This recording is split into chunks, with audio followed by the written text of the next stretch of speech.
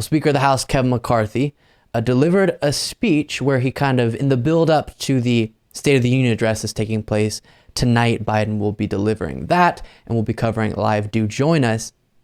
Kevin McCarthy attempted to focus in on and attack the Democratic Party over the irresponsible spending that they are responsible for in his eyes.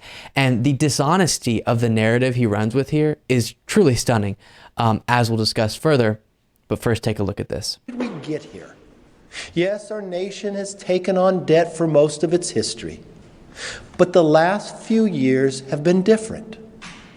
Washington fell for a financial fad, a fiscal fraud, that the national debt doesn't matter, that money can always be created out of thin air to pay for it, and that the solution to higher prices is higher taxes. For years, we've watched as Democrats in Congress spent your hard-earned tax dollars like the dollars were imaginary.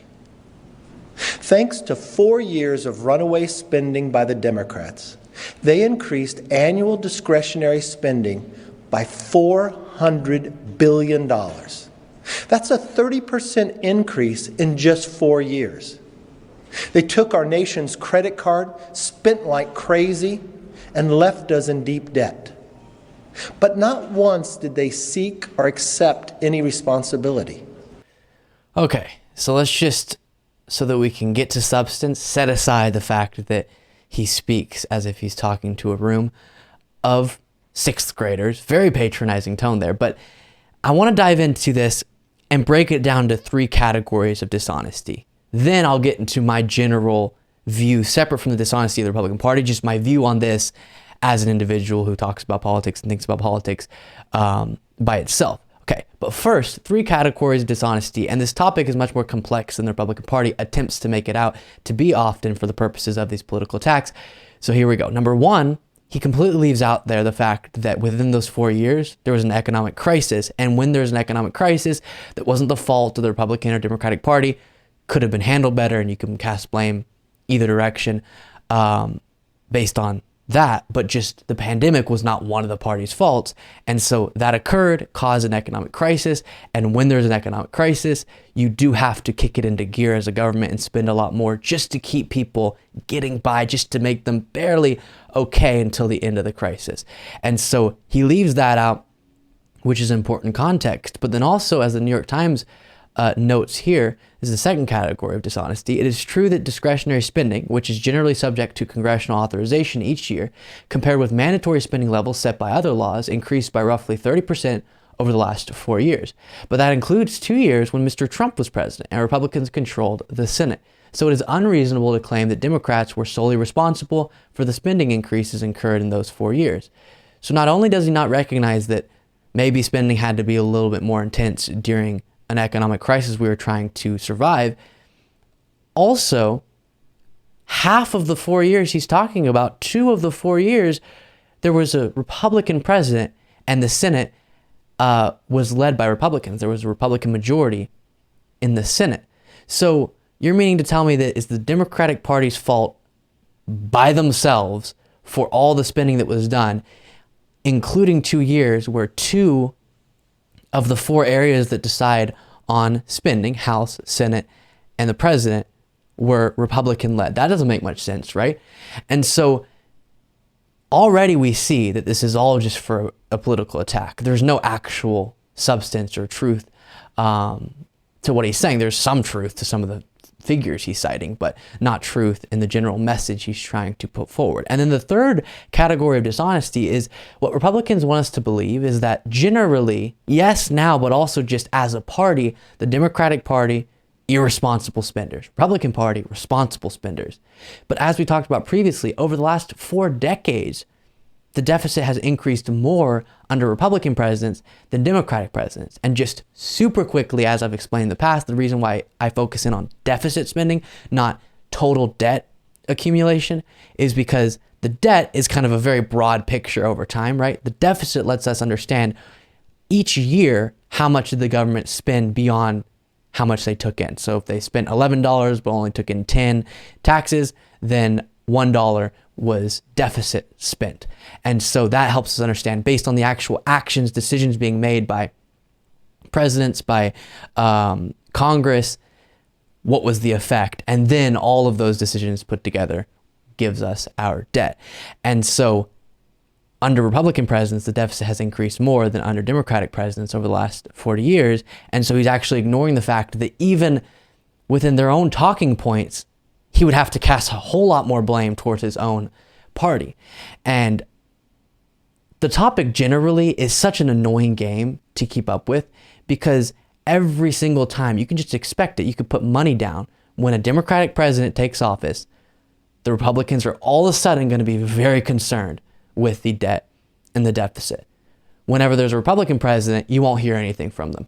And as Newsweek writes here, according to the U.S. Department of the Treasury, during the 4 years of the Trump administration, and this is in terms that they usually use, the national debt rose by 7.8 trillion, but they won't be throwing around that figure, right?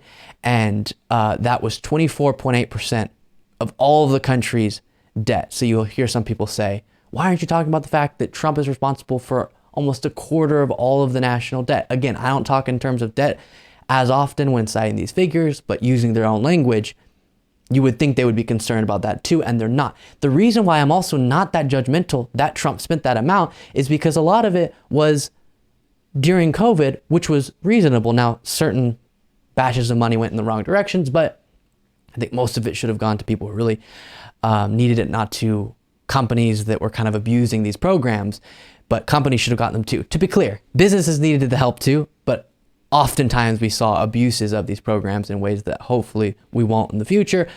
Generally, I'm okay with the large amounts of spending during the pandemic, and Trump oversaw some of that, and that's where a lot of that came from. But also, we didn't hear a peep from the Republican Party when Trump increased the deficit. Over the long run, it's going to be increased by $1.8 trillion, if I'm not mistaken, based on his tax cuts for the wealthy.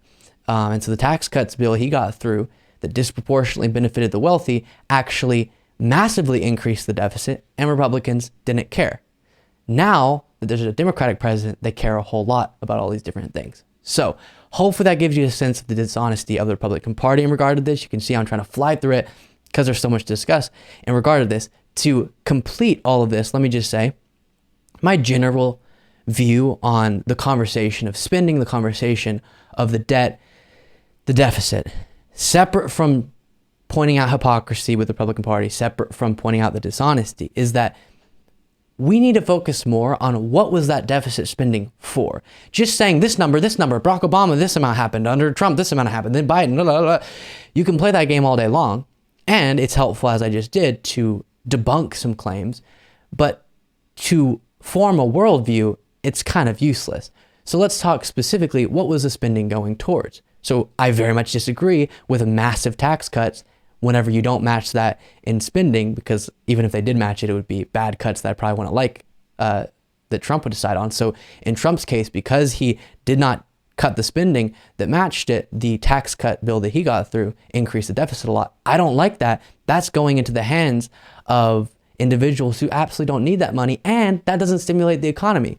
Trickle-down economics is something that we understand so thoroughly now to be not a legitimate economic theory. That is not going to cause the economic growth they pretend that it does. Instead, demand-side spending that stimulates, kind of the term people use, bottom up, right? Stimulates the economy bottom up into the hands of everyday working people through social programs that benefit those individuals. That actually grows the economy, stimulates the economy in a way that then matches very reasonably in economic growth the amount that we deficit spent. So then that's a very important kind of comparison to look at. Economic growth caused by that deficit spending as compared to the amount that the government's spending. How does that compare? And that's where I derive a lot of relevance with these numbers, I guess you would say. And so to me, if we're spending money that we quote unquote don't have on programs that will stimulate and grow the economy in a beautiful and spectacular fashion, then I'm for it, because likely we'll be making that money back in the long run based on a more vibrant economy, and an economy that has grown grown a lot, grown a lot. And I very much disagree with the Republican type deficit spending that often just benefits the wealthy and does not stimulate the economy in a way that will match the amount of spending that they did, or just move the country forward in a way where that deficit spending was worth it.